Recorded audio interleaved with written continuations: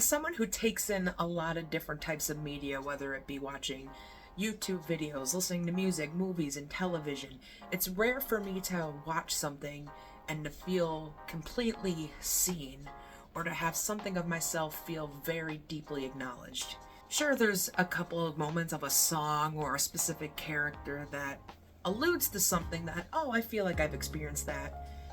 But rarely have I taken in a piece of media and felt like I was looking at myself in a mirror, feeling like something about myself that has been such a deeply centered core of my being be portrayed in a way that felt like it was being put on a spotlight, and not in a way to make fun, but to truly highlight a very real thing that people go through, that I have gone through. And the most recent time that has happened to me is with the latest episode of Digital Circus. For those of you who do not know about Digital Circus, it is an indie animation series made on YouTube, and also congratulations, is now also on Netflix, made by Glitch Productions and Gooseworks, who also I'm a big fan of a lot of their soundtracks they've made on Spotify. Highly recommend their Halloween tracks if you haven't listened to that. Those are some bangers. And they recently released their 4th installment of the series, an episode focusing on the character Gangle. And to be honest, I was hesitant to do any kind of videos covering Digital Circus just because to me, it felt like an easy thing because it's such a hot topic people love theorizing, the shipping. It's just very popular on YouTube, and I don't necessarily like to be a trend follower. I like to do my own things. However, I was so deeply moved by their latest episode that I felt I should talk about it and share my opinions about how I viewed this episode based on my personal experiences. So I decided, let's just throw up the camera, make a few notes, and just discuss a little bit about what I got out of Digital Circus, and maybe a lot of other people out there might resonate with it or just find it interesting. But I just wanted to share my opinion, talk a little bit about it, and who knows, maybe in the future I'll do more reactions to Digital Circus if you enjoy hearing me talk about these kind of things. The themes and stuff I wanted to highlight in this video that I got from watching episode 4 was the potential storytelling of Gangle either being neurodivergent or on the autistic spectrum. Something that I have more recently been dealing with, something that, you know, I've suspected for a long time with myself, but has been a more common issue, especially the themes that they deal with being in the workforce and relationships with your peers, with those also kind of, you know, struggles you have with that. So I thought I would just take some time and lay out why I came to that conclusion and, you know, give you a little detail about my background and where I'm coming from to get that conclusion. But before we get into the discussion, I have a little announcement to make. I have a Patreon. Woo! Since I'm not really in a position to actually make money off of the content I make on here, I thought for those of you who may be wanting to try and give a little more direct support to me, if that's something you're interested in, I thought I'd make just a little Patreon. So if those want to, you know, help support me, you know, give a little here and there just to, you know, help fund, you know, not just my life, but upgrade equipment, get better software, maybe invest in some more education so I can better my skills. And in return, I will provide you with some bonus content and stuff on there. For all free members on my Patreon, you will receive all posts and updates from me, so you can know what I'm planning on doing, kind of know where the uploads are going to be, as well as just basic interaction with you guys, asking questions, maybe getting ideas for videos, and stuff like that. So everyone who goes on for free will have access to that. For those of you who maybe want to contribute a little more to me, if you join the $5 a month tier, you'll get access to full unedited reaction videos, behind the scenes photos and videos. Your name will of course be displayed at the end of every video, just as a little thank you for helping me out, and any other extra bonuses I decide to throw on there. I do already have one video up there available for anyone who wants to join, and it is a 2-hour long video of me watching the whole episode 4 of Digital Circus and stopping and doing a more in-depth frame by frame, scene by scene analysis of what I picked up on the scenes and some new stuff I discovered while rewatching it, and also feeding in a little opinions about some of the lore and theory topics that are going around with the show. So if that's something that interests you, go join my Patreon, just $5 a month. You can get that exclusive content. Also, this episode was just asking for trouble with the shippers, man. Like, how can people watch this and not start the ship more? Yeah, an adult toy then.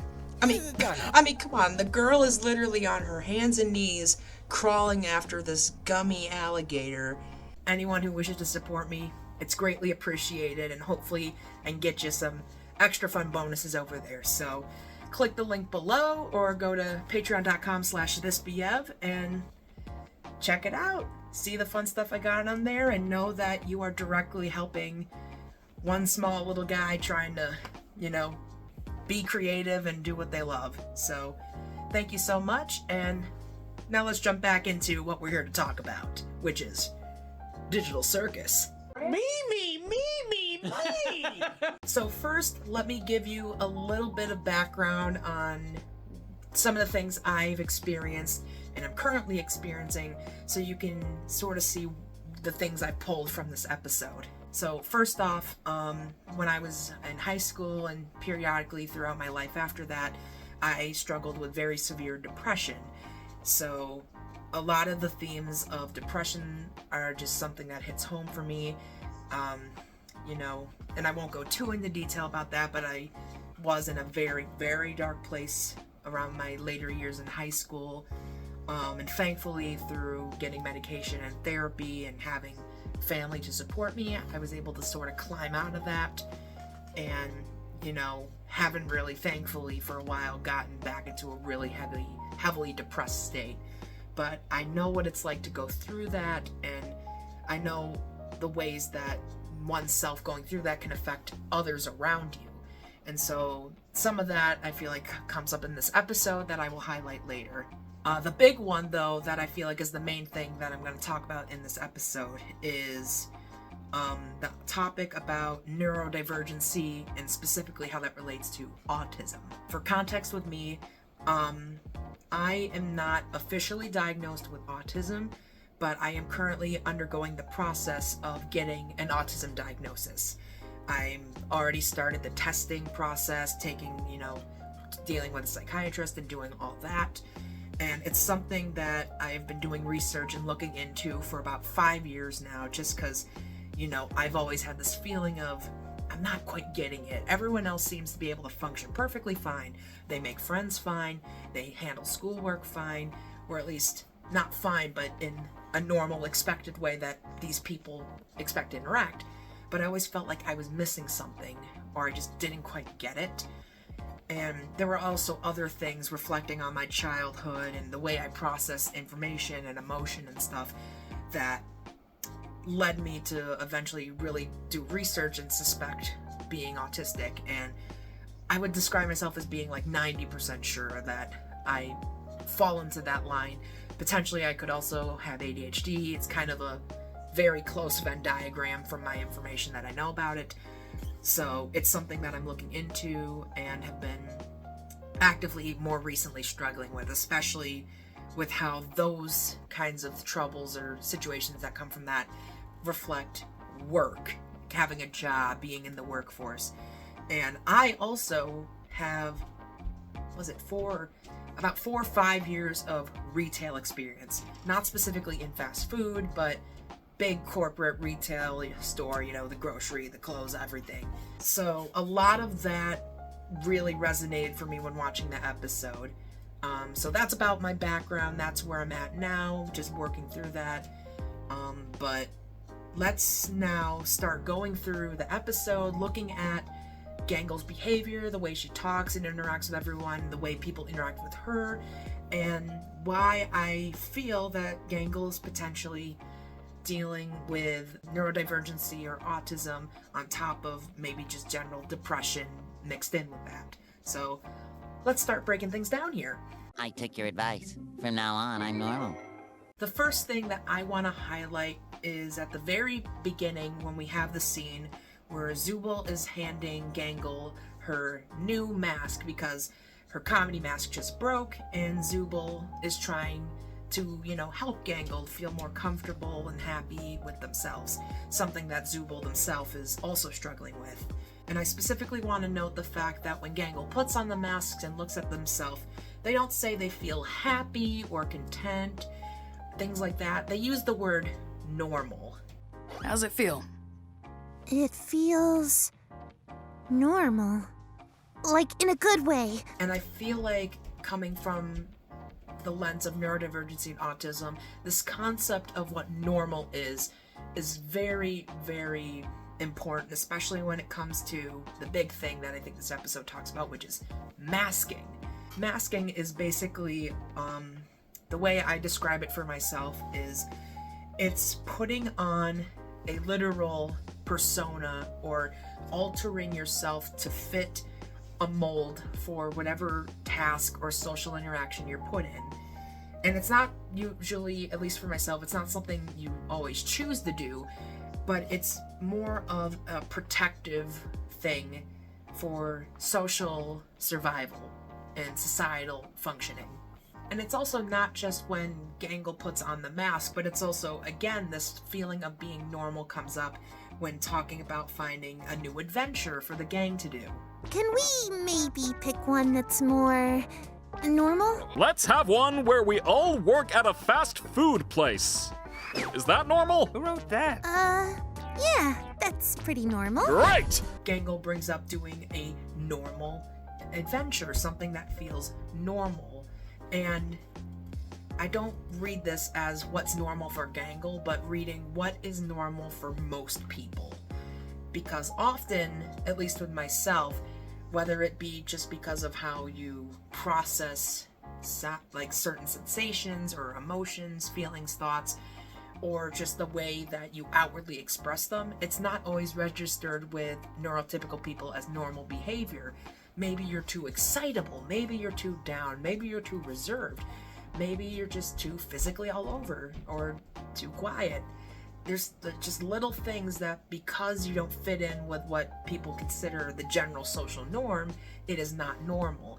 So to specifically highlight that Gangle does not feel normal and is now feeling normal because of this persona mask and what they think people want to see from them, is just something I resonated a lot with this when it comes to the concept of masking. And also, of course, we can't ignore the fact that Gangle's literally wearing a mask. She literally puts on a physical mask, and to me that is, you can't get more direct masking imagery than wearing a mask, but that's just me. It's showtime. Moving forward from that, we start to get into when Gangle is opening up the restaurant, getting in there. Specifically, she says it's time to get into manager mode. Well, I guess I should get into manager mode and get us all kicked off. And I feel like that's something I would say to myself, especially if I was going into work. I'd say I have to get into retail mode, being able to shut down whatever anxieties, not necessarily shut down, but stow away in the back of your head, whatever anxieties, whatever fears, whatever weird things you have that could get in the way of this job that you have, and having to become the character that you need to do. And a big part of masking is basically putting on a performance. It's taking the whole world as your stage to a more literal and not necessarily good degree. And we also see that initially when Gangle is in manager mode, that she's not upset, she's not bad, and she's doing her job presumably very well. She's efficiently going through turning on everything systematically, getting everything set up, trying to, be this positive source of energy for the rest of the employees, as well as making sure everyone is actually doing their job, because at the end of the day, that's Gangle's job, is to manage, keep everyone in line, and to keep the restaurant moving. And so Gangle is clearly putting on a performance of having confidence, being peppy, focusing on getting all the tasks done, because there's no time to have feelings when you're in those situations. So there's very much clearly putting on a performance. And I also want to note how even right away when Gangle puts on the mask, she is being more outspoken, saying things that maybe she wouldn't have normally said, like about the unicorn horn for Pomni. What the heck is this? You're just giving away parts now? So what if I am? I'm not giving any to you. Darn, guess you're never getting that unicorn horn, Pomni. When did I ever say anything about that? I think you'd look good with one. There's this fake confidence that is coming through from this, because as we've seen from when Gangle in all the past has her comedy mask broken, she is not a secure, confident person. She's emotional, she's more reserved and quiet. And so because that is not going to work for the type of job and position she's in, she has to become a confident person, putting on the fake confidence, the fake happiness, because that's what is needed for the job, and therefore that is what must be done.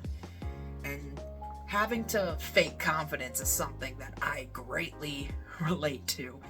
I mean, even like myself, I can say right now, me in front of the camera, as much as I'd love for you to be seeing the most authentic, pure version of myself, because I'm still registering who are you as my audience, what is the dynamic here, I am going to present myself in a way that I feel registers the most, is conveying the most information best, and you're not necessarily going to see me as off the wall and stuff.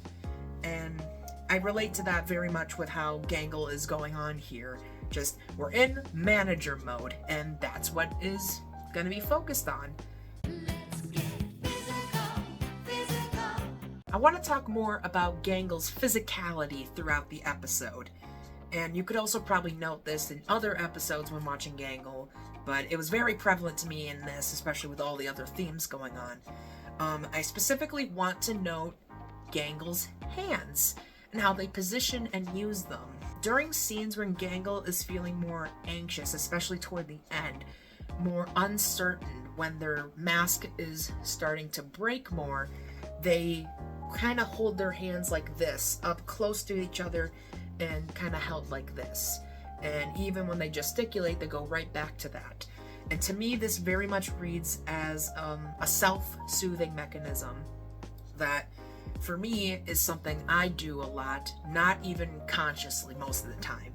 For me, what I end up usually doing when I'm either anxious or overstimulated or having an urge to like stim and I'm not in a place where I can, necessarily bounce my legs or fidget with something, my go-to is I will grab my hand like this. It's specifically either 2 or 3 fingers with my dominant hand grabbing it fairly tight too. Like, I tend, if I need to squeeze something, it's very tight when I need to do that.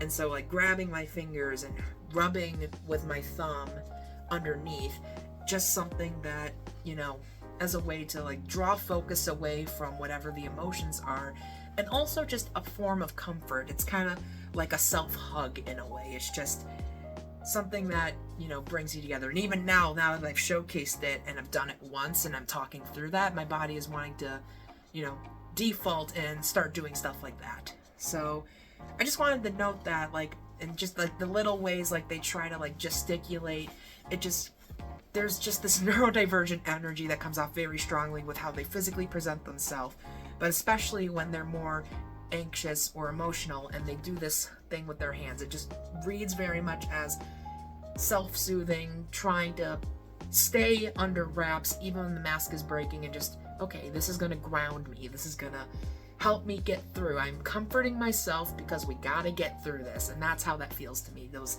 little touches of physicality. And might I just say, all the animators are so amazing with the little details, so I feel like they wouldn't have added such great physicality to Gangle and the other characters without it being purposeful. So very much reads as that to me.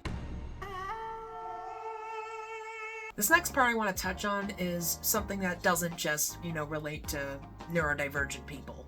I think this is something a lot of, especially as younger people, are having to deal with just the way the world works, unfortunately.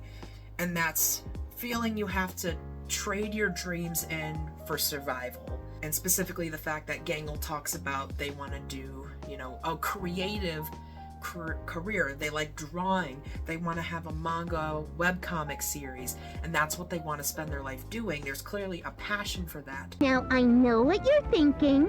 I don't want a career in fast food. I want to be a comic artist and eventually launch my own manga-inspired webcomic. And it's cool to have dreams, but you also need to remember that they're completely unrealistic, and you need to stop trying. But unfortunately, reality isn't always the case where you can sit down and do that. And when it comes to my experience and relating it back to this neurodivergency, autism issues, sometimes when it comes to like going to school or getting education for that, like maybe Gangle wanted to go to school for learning how to be better at drawing. But I know for me, unfortunately, the way my college and that form of education was set up, it did not work well for how my brain registers information. I do great when it comes to a lecture environment. I like sitting and I like listening and engaging in a conversation about a topic. I don't like taking notes because, one, I have terrible handwriting. Two, I'm not a strong reader, and I do not register information very well through written word. It has to be mainly auditorial and having a conversation, and visual aids as well. Like, that's going to make it stick more than if you give me a book. And especially the thing that was hard for me is having to do homework or outside of school assignments, such as, oh, you have to read these 2 chapters and come in tomorrow, be ready to talk about them. Or I need you to find an article about this topic and then write about it by next week. That was where I struggled, especially because when we talk back about masking and how much there's so much energy that gets drained when you put on a mask, because it's basically, the best way I can describe it is if any of you have seen the movie The Substance. Bit of a stretch, stay with me here, but the concept they talk about is what is gained on one end is lost on the other. So when one thing has extra time spent, the other thing is that time taken away. And sometimes that's how it feels with masking. When I spend so much energy keeping the persona together to function in my job, I'm taking away energy from the unmasked me afterwards. So it's not like they can be 2 separate things, like, oh, I got all the energy for this and now that's gone, I can dedicate now energy to this. No, it is taking the energy from the unmasked version of you to maintain the mask. And we're going to touch more on that later, but it just to get back to, sometimes when you are neurodivergent or just have unique learning struggles like that, that can really put a halt on creative dreams like that. Like for me, as much as I would have loved to have been able to just jump right into college for musical theater or video production and media stuff like that, I couldn't get through the basics of my college stuff and ended up having to drop out because I literally reached my breaking point and couldn't do it anymore. And there could be a similar story with Gangle. It also could be just as simple as financial security, which is a very common issue for a lot of us here today. As I know that problem. I mean, I live at home with my parents simply because I don't have the financial funds to live on my own, and sometimes it's hard to find the right job, and that's why for so often I was just doing retail. I knew I could do those basic steps if I forced myself to get in there, and it would make me money. And I read a lot of that in what Gangle's doing here, where for one reason or another, they see that their goals and dreams are unrealistic and impractical, and therefore they have to default to doing something basic like that to get by. So, and that's hard. That's just hard, man. She'll blow soon! So here we start to move in to the first incredibly impactful scene in this special for me. And that is the moment when Gangle steps outside, takes the mask off for a minute, screams into their hands, and then has that little small conversation with Pomni. Another one of those experiences that I can greatly relate to. Just The way it reads to me is that I connect it back to sometimes when you're on your job, you get like your 15-minute break or your lunchtime. And that can be sort of a moment of trying to get some release. Imagine that the process of masking is, the mask is the cork on the bottle, and the longer it stays on there, the more pressure builds from whatever emotions or stress or whatever you're keeping at bay is building up in there. And because she still has a job to do, she can't necessarily fully get rid of her mask, but she wants to be able to still get through even though it's so tough. So just the choice of screaming into the hands. You can't scream out loud because you don't have the ability or the security to let out yourself fully, but you desperately need to get some of that out, otherwise you know you're gonna fully break, especially with all the little moments of Gangle breaking from what's going on around her. And next you're gonna say my authority isn't real. I like you better when you're sad. No offense, but you're kind of annoying when you have your happy mask. So it just reads very much as, okay, let's just get what we can out, just get it out, take a breath, and then jump right back in. The mask goes back on, we're back in manager mode, and we have to finish the job. A few more things I also want to highlight in this scene with the conversation they have with Pomni. First thing I want to highlight is when Pomni asks, is the mask not making you happy? The fact that Gangle does not immediately answer or give a yes or no. Is the mask not making you happy? I think it plays back into that theme of being normal, because I don't think the goal, I think all of us want to be happy or at least content with what they're doing, but I feel more often, at least with myself, it's less about that, but just feeling like I want the bare minimum. I want to be able to match people's level. I want to get by. I want to be able to tolerate the stresses that everyone else seems to be able to tolerate, like pull up your bootstraps kind of thing. And I think that that's more what Gangle's reaching for. They don't necessarily want to be happy. They want to feel normal. And so the choice to not directly answer Pomni's question, I thought was a nice little choice there. Doubt, immediate doubt on, okay. The next big thing I want to talk about that's still in that scene and going on throughout the episode is the feeling of doubting your friends and supports and questioning their genuine emotions and perspective of you.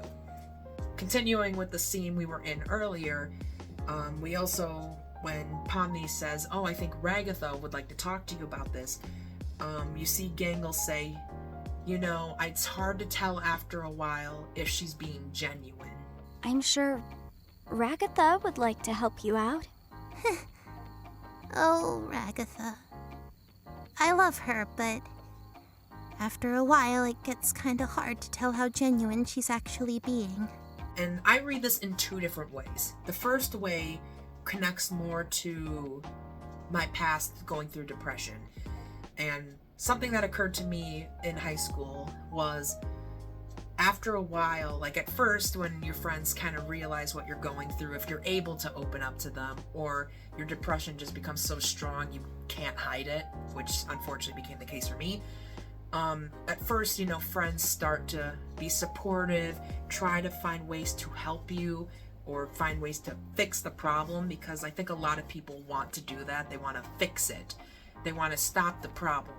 And unfortunately, that's not how things always work, especially with like depression, anxiety and stuff. You can't always fix it. It's more like finding a way to keep moving through. And sometimes after a while, there's just some people that get tired of your sadness. They get tired of the fact that, oh, I'm trying so hard to help you, and no matter what I do, you're still sad. And so I'd rather not be around you because you're now a bummer, because your problem isn't fixed, or you're not trying hard enough to fix it when I'm putting in the effort to help you. And that's a real thing, and it sucks, especially if it's someone that you trusted as a friend, someone you thought you were close with, and all of a sudden you feel like they're no longer there for you simply because you're going through this struggle, and that only unfortunately makes it worse. So that's one way to read it. Another way to read it is that this is just how Gangle is interpreting the situation. Whether or not Ragatha is being disingenuous doesn't necessarily matter, because this may be just doubt that is developing in Gangle.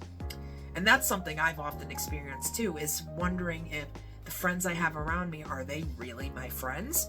Do they just pity me, or do they just tolerate me? Feeling that, especially when we talk about the things that cause the cracks in Gangle, where it's a critique on the way they're portrayed, saying, I like you better when you're sad, or you're annoying when you're happy. The breaking of the security, especially because the mask you put on, especially like there's a mask, like the mask you put on for being a manager may not be the same mask you put on when you're hanging out with your friends. But when your thing that you're doing to try and fit in and be normal with them causes the people around you to react so negatively, or even if it's not in a serious way or it's a joke, which could be leaning into like Ragatha on her stupid sauce. I'm making a joke about the situation, but that doesn't always register, especially to someone who's neurodivergent and autistic. Sometimes what you say is taken very literally, whether or not, even if you're like making an obvious joke or a sarcastic comment, sometimes that is just taken literally because that's how information's received. For me, even though I often make a lot of sarcastic jokes, I still struggle to fully tell when someone's being honest with me, and that's why I try to, when I talk to certain people, especially when I'm being serious, being like, I'm making it clear and I'm very clearly stating my words so you understand me. And it's hard when not everyone's gonna do that back, or they talk in a way that, oh, you should be able to infer what I'm saying, but they don't. So yeah, I feel like that scene could be either that is happening because Gangle's emotions aren't being fixed, and maybe Ragatha's feeling burnt out because she is the fixer of the group and is trying to help, but because it's not happening, there could be some feelings of not being genuine anymore. Or it could be Gangle just having doubt about the way their friends actually view them. And that feels a little more likely, especially based on what Gangle says in the very ending scene of this, which we will get to. But I want to move in next to Dissociation. So leading up to the biggest scene of this episode, we have this moment of, as everyone's cleaning up to get ready for closing, we see just Gangle in the background, unmoving, just kind of being there. And even leading up to that, just you can see that they're just not as there anymore. They're trying to function, they're still trying to keep it together, but the energy is starting to dwindle. And all to this point of all of a sudden you see them standing there, and we get this almost feeling of tunnel vision. The world becomes this gray blur. Everything's unfocused. And that to me very much reads as going through disassociation. For me, I experience that when I'm in situations of very high stress, or just high emotional feelings, or overstimulation. And sometimes my body just, whatever is going on around is too much, and they're trying to take it all in, but the brain just kind of wanders, and I will just kind of look off into the middle distance. Sometimes it's really bad. My eyes will actually literally go out of focus and like will physically make the world blurry because I need to step away. And there is very much also a feeling of a semi-out-of-body experience, just kind of being like, I'm floating away from this because it's too loud, or it's too stressful, there's too many feelings that I can't properly express, and so you just kind of float away, but also still feel internal. It's a very hard mix of feeling you're distant, but also kind of stuck. It's very strange, but I feel like the way it's filmed in Digital Circus is very, very, very much like a disassociation experience. And it's also interesting that the only thing that pops Gangle back in is Pomni speaking to her, because, oh, okay, my employee is talking to me, I have to snap back into it. But I also like the detail of Gangle not initially registering what Pomni says to her. You know, I can close for you if you want. Huh? And we see that Gangle is kind of doesn't fully process it. And to me, that reads, for me, as sometimes there's a lag in receiving information. Oftentimes, I very often need to ask people to repeat themselves for certain information, because sometimes if I'm not fully laser focused in on what someone's saying, I'm not going to fully understand it. Like, I hear the words, but my brain can't put them together. Like, I hear some of it, like, okay, you said this, but I don't know how it fits together, and I don't get what you're asking me. So the that we get from Gangle kind of feels a little bit like, I was disassociating, I'm still not fully here, I'm trying to get back, please reiterate what you said to me so I can understand. And that's also especially hard, especially when we've gotten to this point of Gangle's mask breaking, just everything's building up, there's too much emotion, they want to get out of it, but they still have to be there, they have to do the job, they have to be the person they have to be. So there's just so much intense emotion building up here.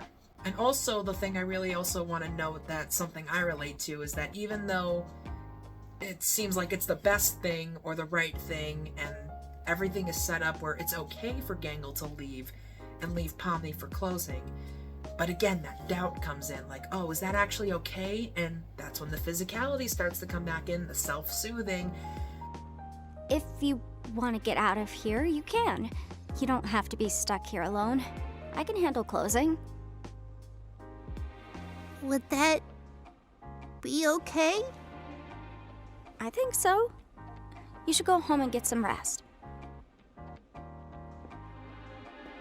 The questioning of, can I actually do that? Like, is this going to be bad for my job? I'm supposed to be here and working, and if I leave, that makes me seem like I'm not a fully good employee. I wasn't here my full time.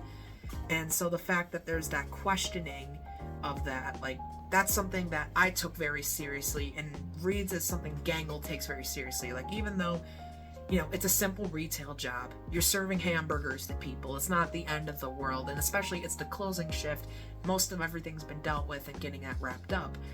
But still feeling like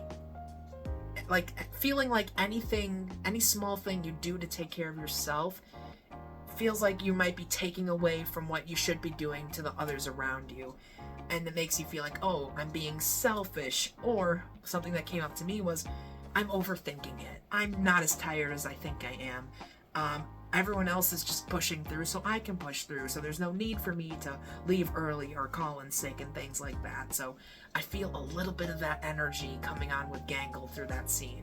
But now we get into the big scene, and one that, even when I rewatched it again to talk about this, nearly brought me to tears, because it's so beautifully shot. The music is absolutely amazing. The music's always amazing in Digital Circus, but the whole scene just spoke to me. And so many people have questions about what happens with that truck, and I think I have an explanation. So let's move into what I think is happening in this ending scene here. So we see as she leaves the store, she's just looking up at the sky, and she takes off that mask, completely throws it away. So the mask is gone. The masking is no longer there. And we see that very small smile, and then the running, the colors, the light, the energy that is initially there. And this reads as this sort of feeling of euphoria that at least I have gotten when you can finally unmask. Because again, you are using so much energy to portray yourself the way you have to portray, to think the way you have to think, and to feel the way you have to feel. And it's, again, the analogy of the cork holding the bottle. It's initially that pop is what's happening when we take the mask off and we're done. Like, we're free from that environment. We don't have the mask. We are secure in that. And pop, we're free. That feeling of freedom. We are unbound, untethered. We don't have to worry about how we're going to come off socially. We are alone and we can be free with our emotions. And that's why I also like the fact that, yeah, Gangle is in the tragedy mask. There are tears. They are, you know, still having their emotions and struggles. But now they don't have to feel like it has to be hidden away. They can now have it there. But then we move on to a quick tone shift. And that is the truck hitting Gangle when she stumbles into it.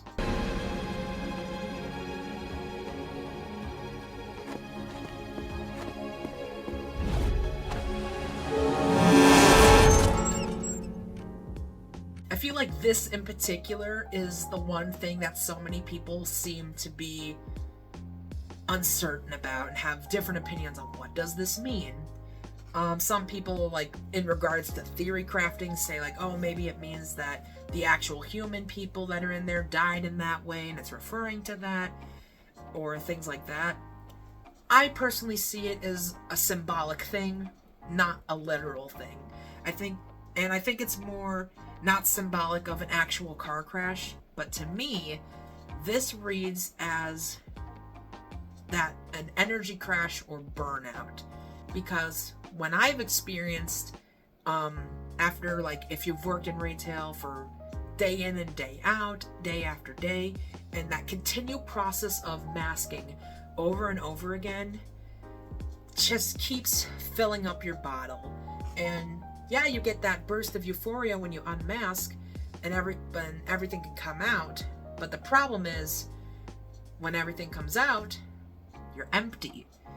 And it very much is because, like I said before, using the substance analogy, because you took so much of yourself to keep the persona up, when you unmask, after that initial euphoria and that freedom from the mask, then all of a sudden, everything that you feel hits you all at once. Literally like being in a crash. This sudden drop of all your energy. You lose your motivation. Like, even if you're like, had these things you wanted to do and were thinking about before, all of that stress you were building up hits you all at once. All your feelings that you were experiencing, instead of being able to process them as they come, which would be a much healthier thing to do, it's all gonna hit you right when that mask comes off. It's all gonna approach you. And then, most of the time with me, it takes its toll physically.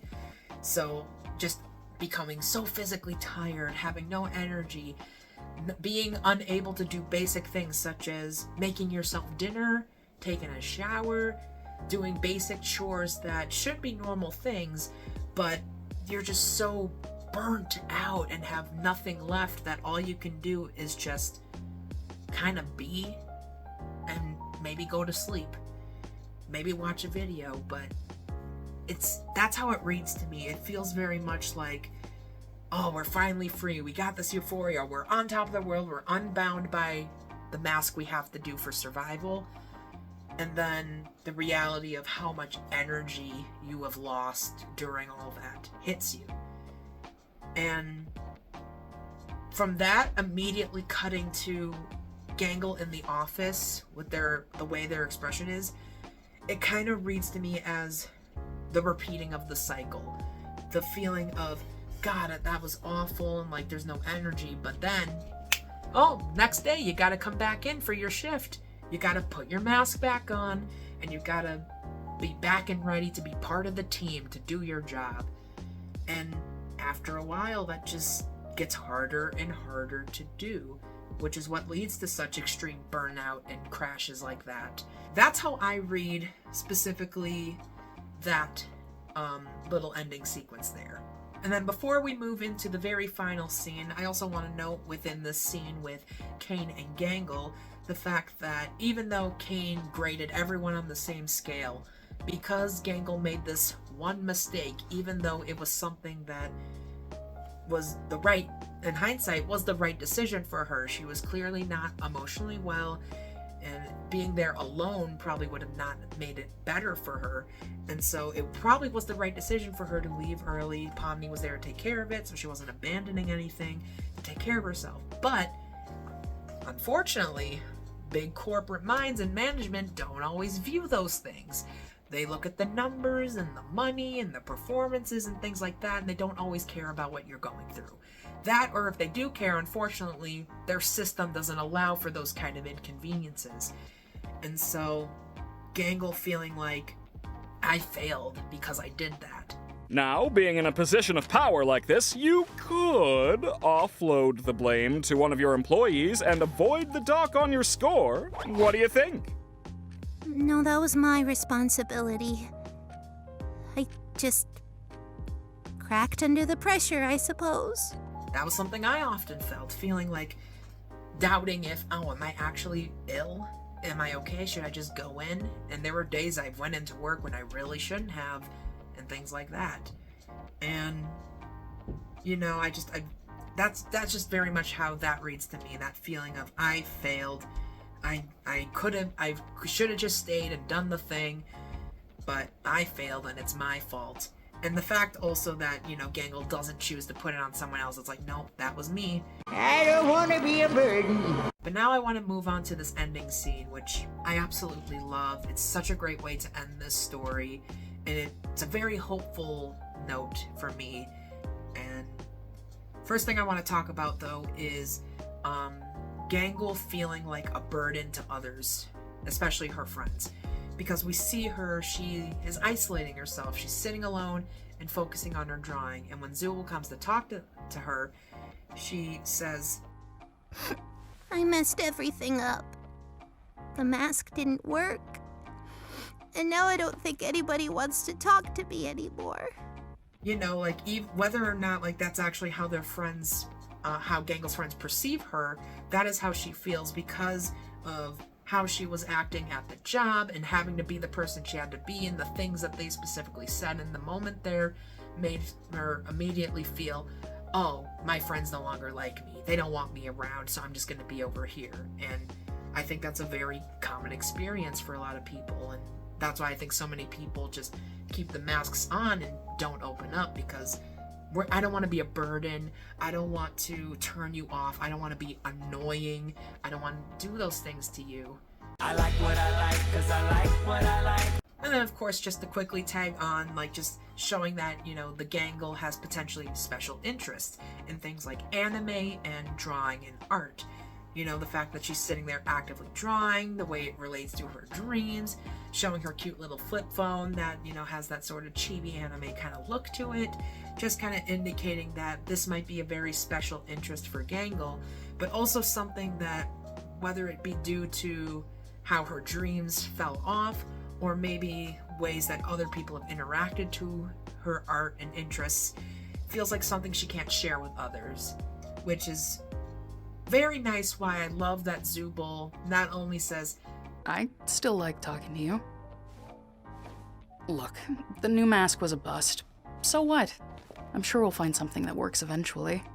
Now, come on over and hang out with the rest of us. Bring your art too. I always like seeing what you draw. It's a great feeling when someone acknowledges and also shows interest in your special interests. I have a few big special interests. I mean, obviously Mythical and Rhett and Link are a special interest of mine, you could say. Muppets are another big one. You know, like Halloween stuff. Like, I have several special interests that I could sit and talk about for hours, but I'm not necessarily gonna bring up in a conversation talking about the history of Jim Henson's career, because I don't want to come across as, oh, I'm just, you know, rambling on about this thing that no one else knows about or cares about. And so it's very nice when you have someone there that's like, oh, tell me about that, or share this with me, because most often special interests are such a deep part of who you are. Even if it's a special interest that comes and goes, which happens with me a lot. I have like my standbys, and then some that like, oh, now I'm kind of obsessed over this and I want to research this and look into that, and that's cool. And maybe over time, oh, now this new thing cropped up, I'm going to look into that and be really into that. So you know, it's always nice when you have someone that reaches out and engages in those special interests. And then last thing to just talk about in this ending scene, I love the choice of Zubul being the one to reach out to Gangle, specifically because of the problems that Zubul's going through that were mentioned in episode 3. Struggles that I too also struggle with. And that is, you know, Zubul struggling with their body dysmorphia. And me being a transmasculine person greatly struggle with this. Feeling like just trying to do the little things you can to feel at home in your body when the body you're given feels wrong or incorrect or off about it. And you know, me being born with all these lady parts, you know, having to work with that has been hard, but little things such as getting a haircut, buying glasses frames, starting to grow facial hair, little things like that that just make me feel more at home in my body. And I like that character's reaching out to Gangle because Gangle wants a similar thing, but it's not necessarily with I want to feel at home in my body. It's I want to feel at home in society, in the world. And it's definitely, I think both of them are striving for something that feels normal for them. Zubul wants to feel like they are themselves in their body and feel normal in that sense. And Gangle wants to just feel normal in life, wants to be able to do their dreams and function, talk with their friends and stuff, and not feel overwhelmed by their emotions. And that's why I really like that these two characters are together, and the fact that Zubul's the one that reaches out to Gangle in the end, and not Ragatha. Because, you know, Ragatha trying to be the fix-it is not always what's needed in this. And that's another thing I like to highlight. The fact that Zubul, you know, offers like, hey, we'll find something for you eventually. But also just being like, just come hang out with us and bring your art. And not trying to necessarily actively, again, fix the problem, but just being there and letting Gangle know that, hey, even though you may not feel fully yourself right now, who you are right now is someone I still love and respect, and I want you to be around, and I see you and recognize you, and I'm here for you. And that is such a big thing, especially like something I feel, because you know, it's very common, especially when you have like I love my family, but sometimes they are so used to wanting to fix it, to give me the solution, to be like, oh, I see that you're struggling with this problem, let me fix it for you, give you advice to help you. And sometimes, not that it's not appreciated, but sometimes it's like I need something else to fix that, but right now I just need you to be here. I need you to acknowledge I'm here and just, you know, let me be a part of this, you know. And so I really like that ending of just Zubul taking Gangle over, and just especially the focus of bring your art too. I like seeing what you draw, just being like, the things that are you and the things you're passionate about, I recognize that and I love that about you. Come be with us, because even though you're going through something and struggling, that doesn't mean you're not wanted. And that plays into also that depression struggles as well. So yeah, that was basically what I picked up on Digital Circus episode 4, and how my personal experience impacted how I viewed this episode. Do I think for certain that Gangle is autistic? I'm not gonna say so. But then again, I also, even with a fictional character, I don't like diagnosing people. But I can't help but find these similarities based on what I've observed and what I've personally gone through. But either way, I thought it was a great episode. People who are saying it's just a filler episode are crazy. Like, not that the other bigger spectacle episodes aren't great. All the episodes of Digital Circus have been great. But I very much love subtle things. When it comes to like watching Gangle's physicality, the voice work, just the general vibe of the environment. For this story, it was amazing. I loved it, and I'm so excited to see what they do next, to learn more about these characters. Whether we get more direct answers or not, I love a good character study. I love where this series is going. All the animators and the voice actors, everyone behind it is absolutely amazing, and I can't wait to see what it is. And I hope that you guys enjoyed my little video here talking about it. Maybe some of you relate to some of the things I've gone through or resonated with what Gangle's gone through in this episode. So I'd like to hear some of your thoughts on that. What did you think of the episode? Do you agree with what I said? Do you have your own opinions? And just, you know, engage a little bit if you want to, but I am curious to see what other people are pulling from this episode. And if you have your own theories about the lore, leave that too. I mean, I'm always interested. You know, I've always been a little theorist fan forever, and it's nice to reach out to other types of theorists and get their perspectives on it, because it's fun. It's fun, man. But yeah, that's about it for this. Again, if you would like to give me a little extra support just to help me, you know, not just in daily life, but upgrade, you know, the YouTube stuff, check out my Patreon. Free members get access to all posts and updates.